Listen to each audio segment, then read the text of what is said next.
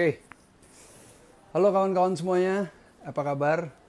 Hari ini aku mau mengabarkan soal perkembangan perjuangan LGN. Udah sampai mana kita sebenarnya hari ini dan kita akan kemana? Gitu. Bentar, aku punya catatan soal ini. Yang pertama tentu urusan advokasi. Untuk urusan advokasi kita akan tetap fokus untuk mendapatkan izin riset ganja. Tapi strategi kita kali ini agak berbeda sama tahun-tahun sebelumnya. Kali ini kita kemarin membuat seminar dengan para dokter dan profesor di bidang kesehatan.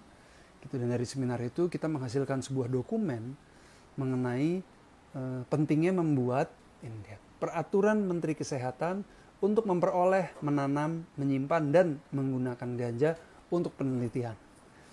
Dan di dalam dokumen ini kita memberikan rekomendasi sebenarnya bagaimana caranya supaya lembaga-lembaga yang punya kapasitas, mau itu lembaga swasta ataupun negara ataupun lembaga negara, itu bisa melakukan penelitian ganja secara legal. Jadi dokumen ini nanti akan kita pakai untuk kita langsung teruskan kepada Pak Menteri kita yang baru, Bapak Budi Gunadi. Sekalian kita berkenalan ya kan. Dan buat kawan-kawan yang ingin mempelajari dokumen ini, kawan-kawan bisa melihat dokumen ini di website lgn.or.id yang sekarang belum ada, tapi beberapa waktu ke depan kalian sudah bisa membukanya. Jadi kalian sedikit bersabar ya.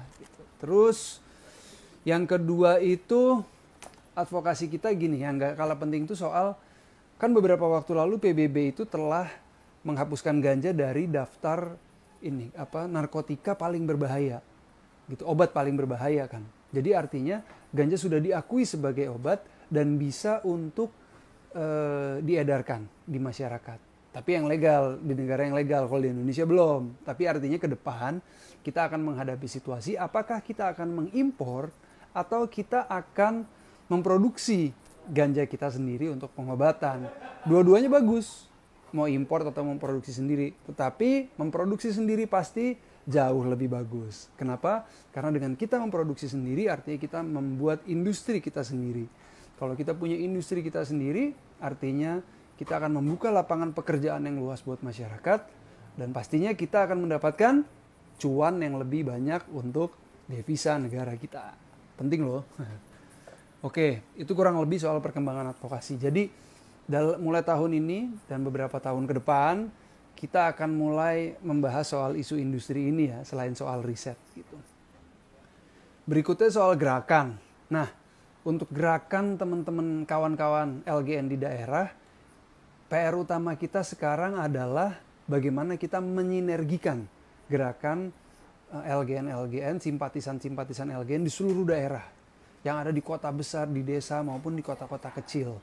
Karena sekarang yang paling penting adalah bagaimana kita menjadi kompak. Karena dengan kompak kita bisa bersama-sama menjadi agen perubahan untuk masyarakat kita. Karena masyarakat kita secara umum masih perlu untuk diedukasi, dikuatkan pengetahuannya soal ganja ini.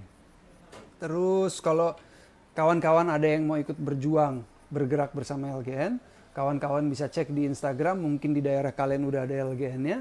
Tapi kalau belum ada, kalian bisa bikin gerakan kalian sendiri. Bagaimana caranya? Nanti juga akan kita masukkan di website kita yang baru. Kalian sedikit bersabar soal itu. Terakhir, aku mau berterima kasih atas nama LGN, atas nama LGN Shop. Karena kalian semua, terutama yang telah membeli produk-produk resmi LGN di LGN Shop. Karena kalian yang membiayai seluruh gerakan kita. Jadi buat kawan-kawan yang masih ingin terus mendukung, kalian datang aja ke @LGN Shop dan berbelanjalah di sana. Sementara kalian bersabar, kita akan terus berjuang karena ganja pasti legal pada waktunya. Salam hormat.